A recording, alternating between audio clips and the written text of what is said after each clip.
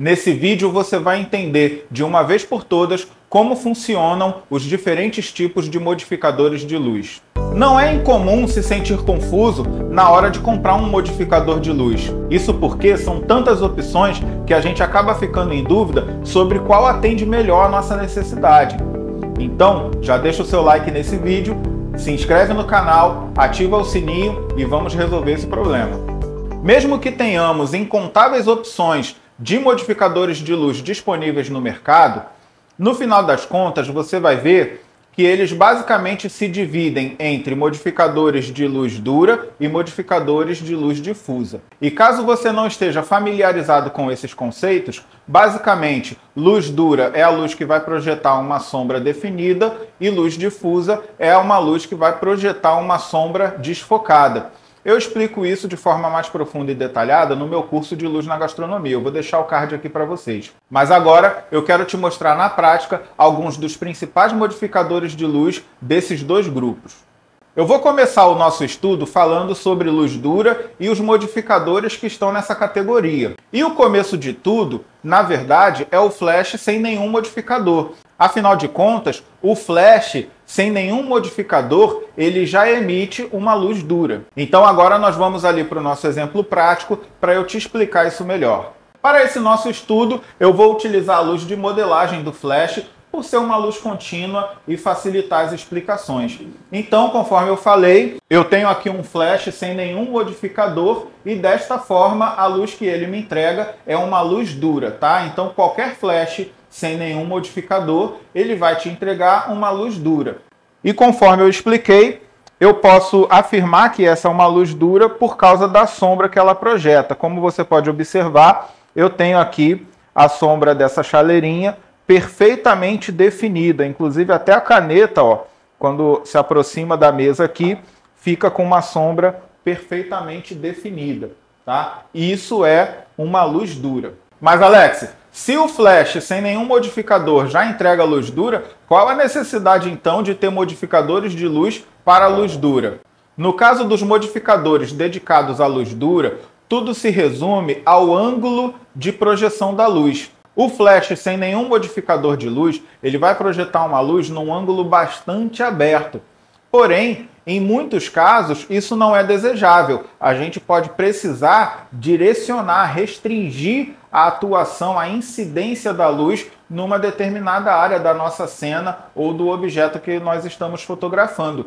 E aí é que entram os modificadores. E o primeiro modificador que eu quero mostrar é a panelinha. Eu tenho aqui dois tamanhos diferentes, ó, de panelinha para mostrar.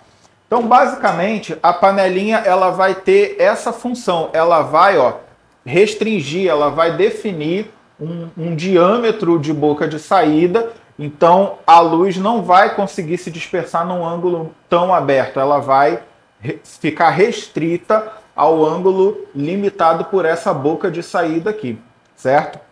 Inclusive, as panelinhas vêm também, né, costumam vir pelo menos, com colmeia, que vai restringir ainda mais. Então, utilizando apenas a panelinha, o ângulo fecha um pouco e colocando a colmeia na frente da panelinha, o ângulo fecha ainda mais. Vamos ver lá na prática? Então, voltando aqui para o nosso exemplo prático, como eu já mostrei, eu tenho aqui uma luz totalmente dura, certo? Porém, eu quero que você observe que a luz do flash, né, na verdade a minha luz de modelagem, está alcançando inclusive a parede aqui no fundo, né? Eu tenho a parede bastante iluminada por essa luz. Então agora eu vou colocar a panelinha. Observe que quase nada mudou na sombra do objeto. Ou seja, eu ainda tenho uma sombra bem definida. Claro que agora tem um leve desfoque, né, uma leve difusão por conta dos reflexos aqui, né, dos rebatimentos na parte interna da panelinha, mas o fato é que eu ainda tenho uma sombra bastante definida, ou seja, eu ainda tenho uma luz dura. Mas o que eu quero que você observe também é que lá na parede diminuiu o alcance, né, a incidência dessa luz do flash. E agora, se eu coloco aqui a colmeia, esse ângulo vai fechar ainda mais, ó. Agora você pode observar que não tem mais luz chegando na parede, certo?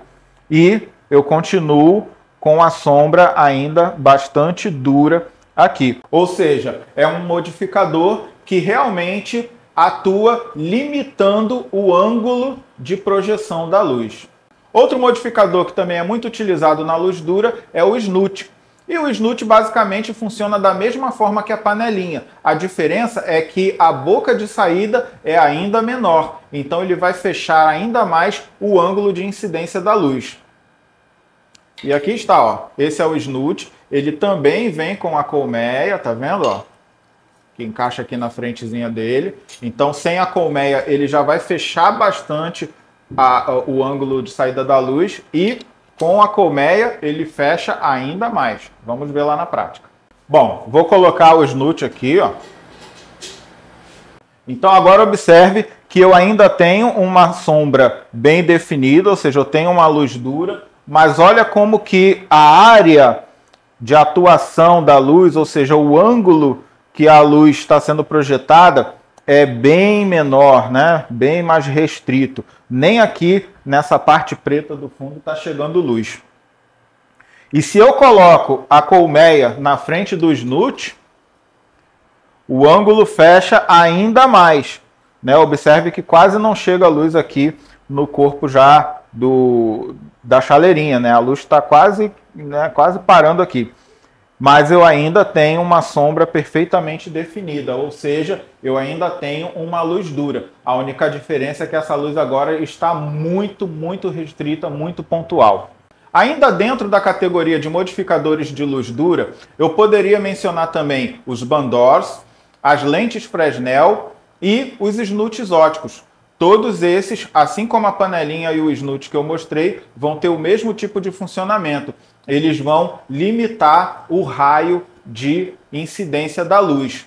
Com exceção, por exemplo, dos snuts óticos, que alguns têm a opção de você colocar slides neles, né? Alguns filtros que projetam também texturas, imagens, mudam o formato da luz, mas no final das contas eles sempre vão entregar uma luz dura. Partindo agora para a categoria de difusores de luz, ou seja, os modificadores que entregam luz difusa, nós temos também uma grande variedade de opções de tamanhos e formatos, principalmente os quadrados, os retangulares, os octogonais e os circulares.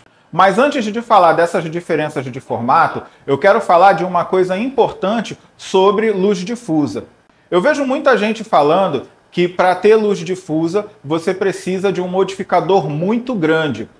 E isso não é totalmente mentira, mas também não é totalmente verdade.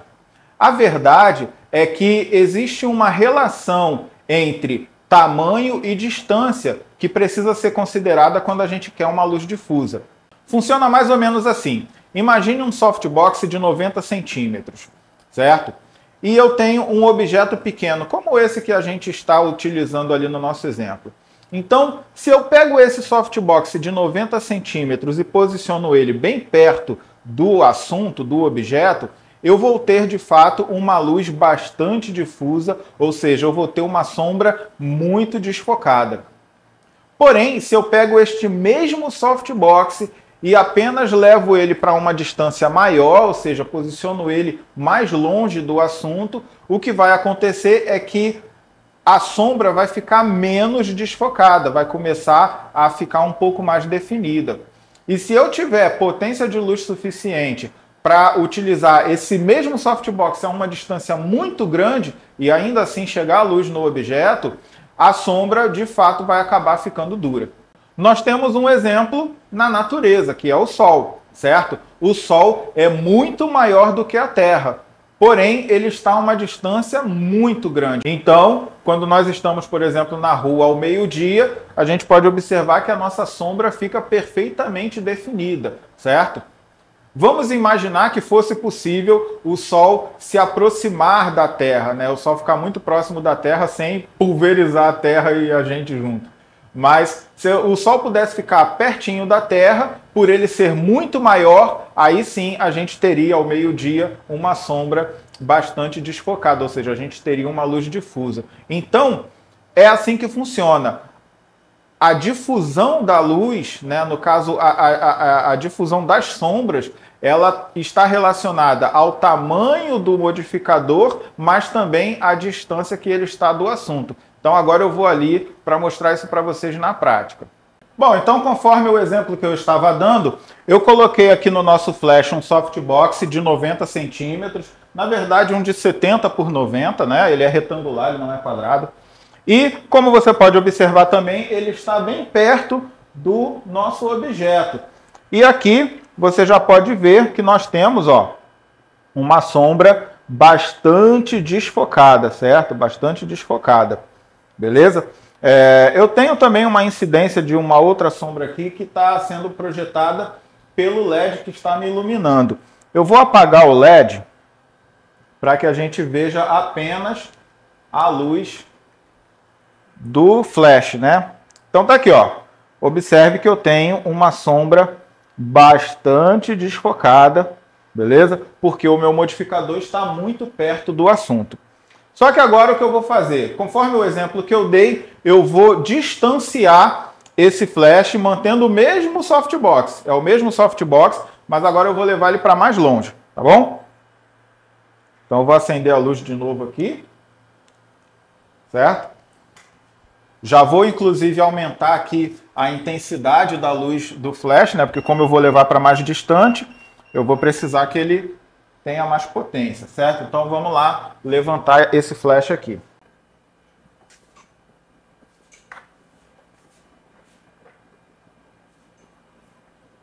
Prontinho, agora eu tenho o flash a uma distância muito maior, é o mesmo softbox do mesmo tamanho, porém agora ele está mais longe. Então, ó, eu vou apagar de novo a luz do LED para ficar só a luz do flash. E agora observe aqui que a sombra já ficou bem mais definida, certo? Eu tenho aqui, já começa a aparecer o cabinho, né, a sombra do cabinho aqui dessa alça, enfim. A sombra ficou bem mais definida. E para que você veja com muita clareza essa diferença, eu vou deixar aí as duas imagens na tela para você comparar.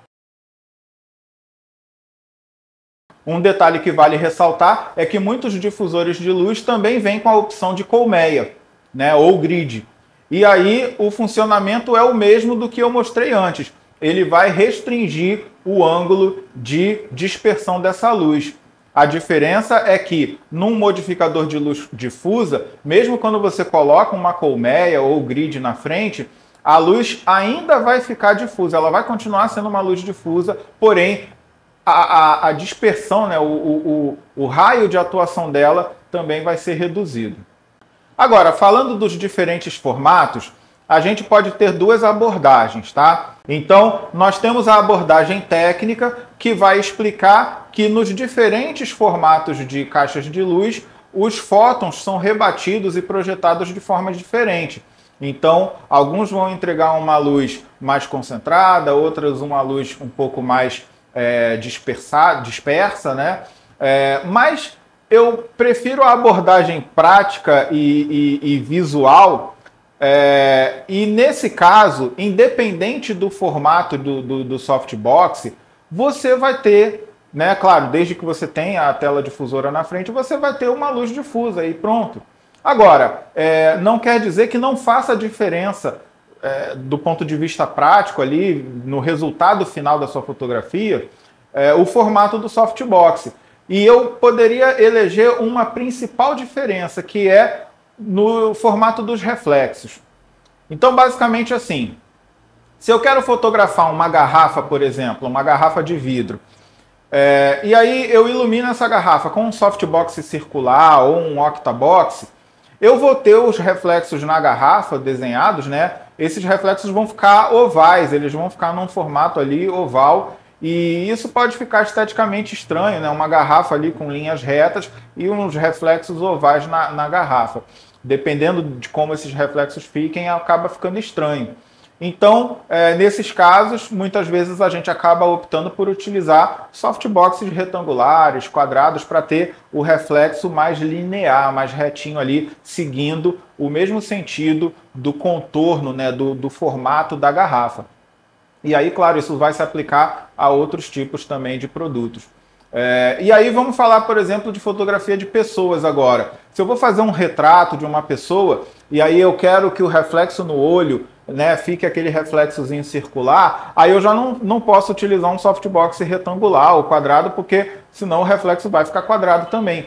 Então, nesse caso, um reflexo circular, né, um softbox circular ou um softbox octogonal, né, ele vai desenhar um reflexozinho mais circular. Se a pessoa está de óculos, por exemplo, um óculos escuro, e aí vai aparecer uma parte do reflexo, dependendo do caso, acaba sendo interessante ter um reflexo redondinho ali. Então, um softbox circular se torna mais interessante. Entendeu? Então, assim, a escolha do formato de softbox, na prática, vai ter muito mais a ver com o tipo de reflexo que você quer. E, claro, em cenas maiores, né, quando você vai iluminar cenas maiores, aí sim, a forma de dispersão da luz, né, para os diferentes formatos de softbox pode fazer diferença quando você vai fotografar uma cena maior, onde essa luz, por exemplo, vai ser projetada, né, em uma parte da cena. Agora, se você está fotografando algo que vai ter uma iluminação mais abrangente, ou seja, essa luz vai iluminar